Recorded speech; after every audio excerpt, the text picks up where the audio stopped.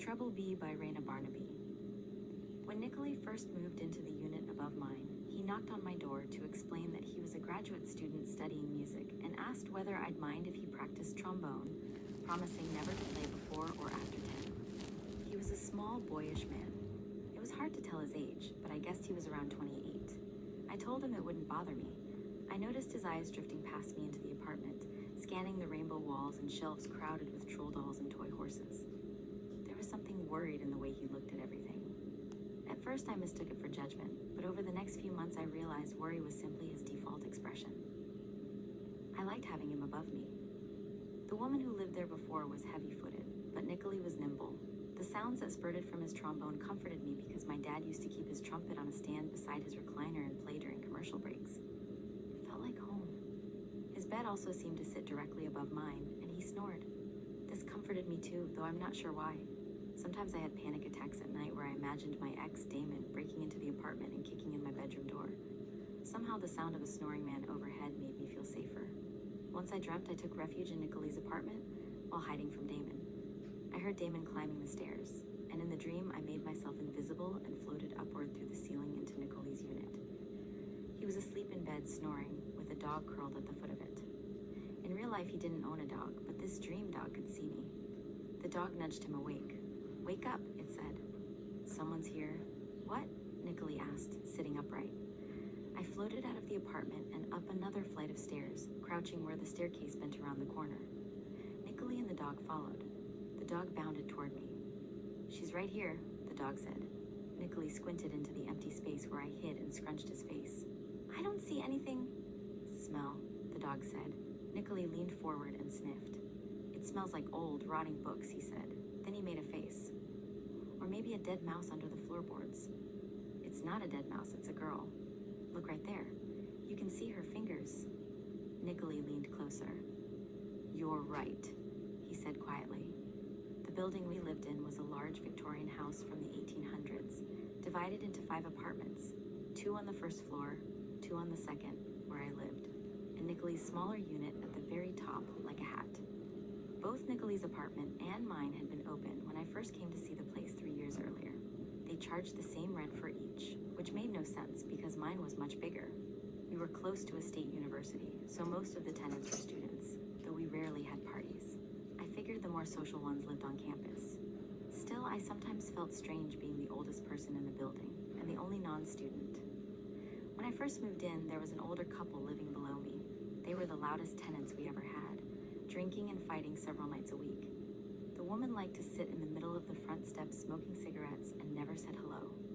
I was mostly happy when they moved out, but part of me also felt abandoned by them, as though they had discovered where adults were supposed to live cheaply, and I was meant to follow. That was another thing that comforted me about having Nicolai upstairs. He was young, but not 19 young. I ran into him far more often than anyone else in the building. I always seemed to be coming in as he was going out, or going out as he was walking in. We never said much, both of us being the smile and nod type. Actually, after that first conversation at my door, I don't think we exchanged a full sentence again for nearly 6 months. One night the tornado sirens went off. I don't know if we were the only 2 people home or just the only 2 who cared, but when I came downstairs, he was standing near the front door, looking through the tall pane of glass beside it. I didn't think a window was the safest place to stand during a tornado. I'd been on my way to the basement myself, but I joined him anyway. "Doesn't look too alarming," he said. The wind and rain were moderate. Dark, though it had already been night when the storm rolled in. "I've been trying to figure out if there's a way to know exactly where the tornado is," I said.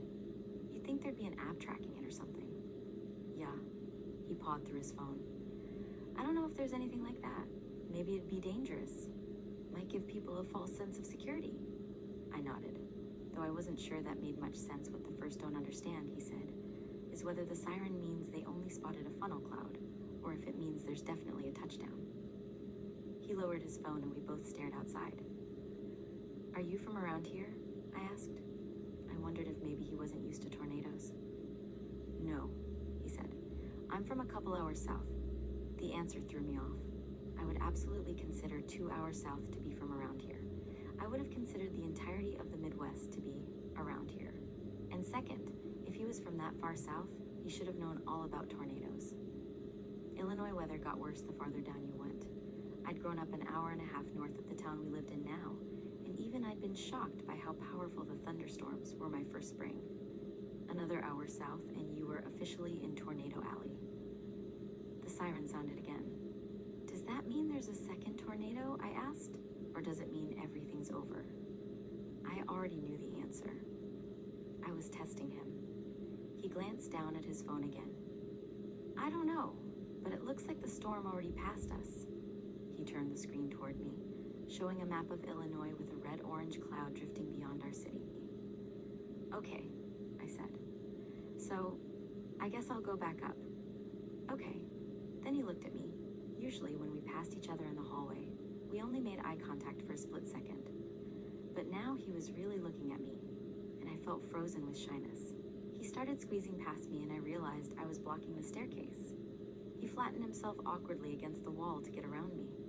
I followed behind him upstairs. By the time I reached my apartment door, he'd already disappeared around the corner toward his own staircase. We didn't say goodnight. After that small interaction, I started noticing him more. That June marked a full year of being single. And when I say single, I mean completely single. No dates, no talking stages, no cuddling, nothing. I had never gone that long without physical attention. Usually, if I wasn't in a relationship, I at least had a cuddle buddy or a few drunken encounters drifting through. But I didn't drink anymore. I barely talked to anyone anymore either. During the day, that felt mostly fine, but at night I felt like I was wandering through a dry desert, thirsty for some kind of touch. Around then, I had another dream about Nicolai, and where we lived beside each other in tiny dorm-like cubbies guarded by armed police. I went out to my car but couldn't find it. They moved it over there, Nicolai said, pointing toward a blue car that resembled mine but wasn't mine. Suddenly, we were both sitting in a convertible that had begun driving itself. We fell backward into the seat together. I'm scared, he said. Of what? I asked, leaning in to kiss him. This? No. He laughed, wrapping his arms around me. Well, yes. But I'm scared about our country. I don't know what's happening anymore. I woke up and reached beneath the bed for my vibrator. Afterward, I rolled onto my side and imagined him spooning me from behind. Even in my imagination, he was studying the decorations in my room with the same concerned expression he'd worn the day we met. Your teddy bear. All this kid stuff, he said softly. Something happened to you. I nodded, feeling safe that he wouldn't ask me to explain further. That's why you picked me, he continued. You liked that you wouldn't feel dominated by me. I imagined myself considering this carefully. Yeah, I said slowly. But not just that. I could tell from your eyes you were living in little worlds. I guess I wanted to see them. After having this little fantasy, I wondered how far removed from reality it actually was. From what I could tell, Nicolai was lonely too. I found myself wondering what it would take to get him into my bed. I didn't think he would respond well to grand gestures or straightforwardness.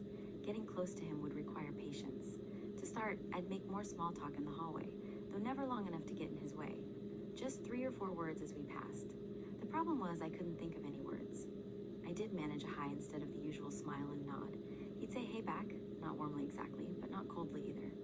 It was a start. I was aware that being nearly a decade older than him could potentially make me predatory. I promised myself firmly that if he ever gave the slightest indication my attention was unwanted, the whole thing would stop immediately. It also occurred to me that I might simply be too old for him to find attractive. To myself, I looked mostly unchanged, but strangers had begun calling me ma'am, which felt like the world alerting me to subtle alterations in my face before I could detect them on my own. Still, I had a cute young body. Maybe if I led with that, the rest of me would grow on him later. Music seemed like the easiest route between us. I had a keyboard in my room that I mostly used for stacking clothes. Every few years, I'd become briefly determined to learn piano, master one song, then abandon the instrument for another couple years, forever remaining at the same skill level. I decided to try again. If I ran into trouble reading the sheet music, I could ask Nicolai about it casually in the hallway. Even if it was something I could easily Google, I'd pretend the question had occurred to me spontaneously. Maybe I'd explain it poorly enough that he would have to step into my apartment to see what I meant. I dug out a book of hymns and started practicing. I wasn't religious, but I loved the slow sadness of hymns. The songs didn't need to be mastered. In fact, it was probably better if I abandoned each one after a single clumsy playthrough so I could arrive more quickly at something confusing enough to ask about. Slowly, I clunked through a few pages, but no questions came. I already understood rhythm from playing drums in the school band, and although note reading was slow for me, I grasped the basic concepts. It became clear I would have to invent a question. One phrase that kept floating into my head was, Treble B. It made no sense. There was no such thing as Treble B. Treble was the upper staff, and B was simply a note. Still, I liked the sound of the words together. Treble B soft and glistening, like something from a poem about snow. I could stop him in the hall and ask him about Treble B, though he would first need to understand that I wasn't completely dumb. I would have to learn a few intermediate songs and play them loudly enough for him to overhear.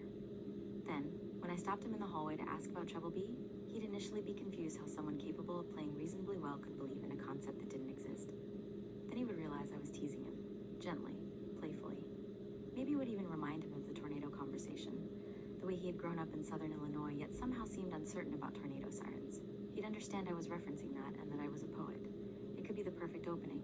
The only problem was that this plan would take time. At my current skill level, I was too embarrassed to play anything aloud without headphones. It was the start of summer. The semester had just ended and nearly everyone in the building went home except Nicolai. The problem was that without classes, he seemed to come and go far less. Days would pass where I heard him upstairs playing trombone but never actually saw him. I started doing laundry in the basement more often, smaller loads more frequently, just to increase my chances of running into him. I had no air conditioning in my apartment, and sometimes I'd leave my room in tiny shorts and a sports bra just to run downstairs or grab something from my car. One afternoon, I was coming up from the basement in a thin crop top and soft little shorts when I saw him stepping through the front door. I was about to hold it open for him when I realized he'd been crying. Not a wet-faced or audible cry, but a still blank sort of crying. I looked away and hurried up the stairs to give him privacy, hoping he might notice the way my butt cheeks bounced as I hopped up the steps. Maybe he would understand it as a kind gesture. Something close to a soft hand patting his back. After that, several weeks passed where I neither saw nor heard him. No trombone, no snoring. The building felt strange without him in it. I kept baseball bats on either side of my bed from when I'd been afraid Damon would break in, but suddenly they no longer felt sufficient. What if I reached for one, and it had slipped to the floor? What if I swung at empty air while someone crept toward me through the dark? Worse, what if my body froze completely and I couldn't move at all? I began sleeping with the table lamp on beside the bed and my body turned toward the bedroom door, repeatedly forcing my eyes open just to check the doorway again. I thought about installing a latch lock, but the doorframe was warped and the door never fully closed properly. Even when I shoved something heavy against it, there remained a narrow crack where I could see into the hallway. I tried not to look at it, but I always did. With the lamp on, the crack appeared dark. With both lights off, the darkness in the hallway somehow looked darker than the darkness in my room. I assumed Nicolai wouldn't return until fall. So I was startled one afternoon when I turned the hallway corner and nearly collided with him. Paced slightly behind him was a petite black girl wearing flip-flops, striped shorts, and a tank. She looked at me fiercely, but only for a moment as we passed. I broke from her gaze. Nicolai and I skipped our usual nod entirely. I walked outside to my car and then suddenly forgot where I'd been intending to go. I think I'd only meant to switch my laundry into the dryer. But instead, I got in the car and drove 5 miles to the mausoleum. I'd been meaning to visit it again anyway. I didn't know anyone buried there, but it was a beautiful place to sit. The layout was different than I remembered. It was a small mausoleum, but with tall, wide hallways. One wing had a floor-to-ceiling window I didn't recall, along with a pair of vintage upholstered chairs, heavily stained. I sat down and thought about when I'd been here with Damon, back when we first met. The beginning had seemed so promising. He felt perfectly attuned to me then, funny, kind, attentive in all the ways needed. Once I started crying, I couldn't stop. And after a while, I realized I didn't want to stop. It was a quiet kind of sobbing, the sort that involves sucking in air. My face became so twisted I thought I'd frighten anyone who turned the corner and saw me. I was reminded of my 20s in Chicago, when I used to cry on the L train. The first time it happened, I tried to stop, but the tears spilled out like a steady stream. No one looked at me. Everyone continued with their commutes as though I were invisible. It felt strangely wonderful. After that, I cried on trains whenever the opportunity presented itself, even if I only slightly needed to. When I sobered up, I wandered toward the back hallway. There was a piano there with a small organ beside it. I wanted to sit down and play something, but even alone I felt embarrassed by my skill. I wasn't entirely sure whether I believed in ghosts, but if my playing somehow stirred fragments of consciousness awake, I thought it should at least be good playing. Maybe this could become my new goal. I could learn a hymn, something beautiful and mournful, and come play it here. By then I understood the entire Nicolai plan had been ridiculous, but I still wanted a reason to keep practicing. As I wandered back toward the main room, a man entered and hurried past me into one of the side wings. Less than a minute later, he reappeared and left again. I wondered what could possibly require such a brief visit to a mausoleum. Maybe he'd driven past and suddenly thought, when exactly did Nana die? Gnats drifted near my eyes and I swatted at them. I'd noticed gnats at other rural mausoleums too, though never at the grander city ones. When I got home, I looked up gnats in mausoleums and found they're called forward flies, or crypt flies, similar in size but different when viewed under a telescope.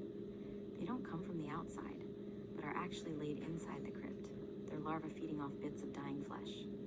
No matter how well they try to seal the coffins and the walls around them, there are often tiny pathways that form as the building settles to allow the tiny flies in to lay their eggs in human compost. Fascinating, I thought, born from death. I shut my computer, thinking about the times I had visited grave sites and felt spirits had come home with me. I was thinking I wouldn't mind if something lingered, watching me undress. That night I could hear them upstairs. The sound was strangely soothing. For the first time in weeks, I turned my bedside lamp off and relaxed into the dark. I closed my eyes and tried to sense a ghostly presence, but I felt nothing. No spirits, just myself. I rolled onto my stomach and let the weight of my body press into my hand. I imagined the sounds upstairs belonged to me. Then I imagined Nickley and the girl knew I could hear them, that they wanted me listening, that somewhere in the apartment there was a chair pulled quietly into the corner for me. Afterward, I fell into the deep, heavy sleep my body had been craving for weeks. In my dream, I lived in a U-shaped apartment building. I was older, somewhere in my late 40s, which was unusual because in dreams I'm often much younger. My apartment had 3 long hallways with a bedroom branching off each one.